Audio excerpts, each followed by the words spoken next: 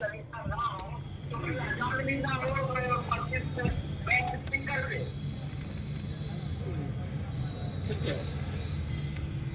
कौकब की आवाज आ रही है आपको मेरी?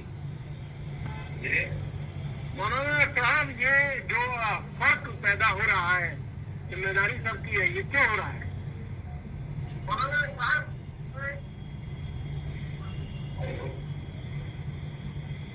चलिए हम आएंगे आपके पास।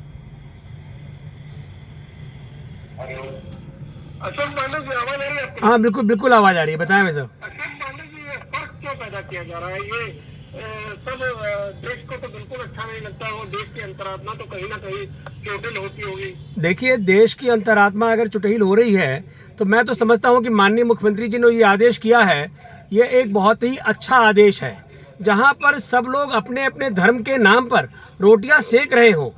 आज अगर देखा जाए तो 56 इस्लामिक कंट्री पूरे इस विश्व में हैं, लेकिन क्या किसी भी इस्लामिक अन्य कंट्री में, जरा मुझे बताइए, जहां लाउड स्पीकर सुबह से लेकर रात तक बजता हो?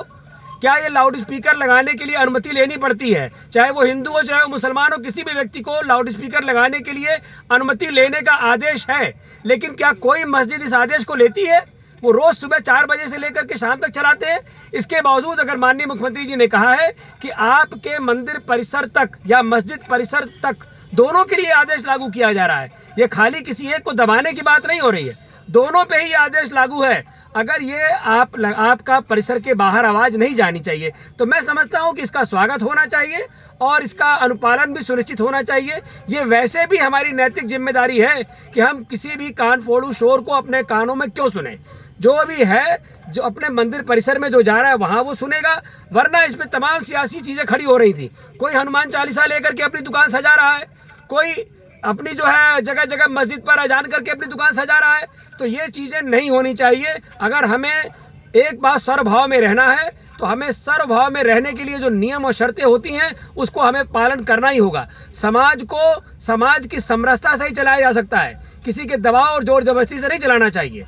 और कानून हमारे लिए बनाए इसलिए गए हैं कि जहां समाज को जो चलाने के लिए जहां आवश्यक हो वहां हमें अपने न्यायालयों पर भरोसा होना चाहिए और संविधान पर भरोसा होना चाहिए। सबसे बड़ा मंदिर संविधान का मंदिर है और इस लोकतंत्र में संविधान के मंदिर से निकला हुआ आदेश सबसे बड़ा आदेश है और उसका पालन किया जाना चाहिए।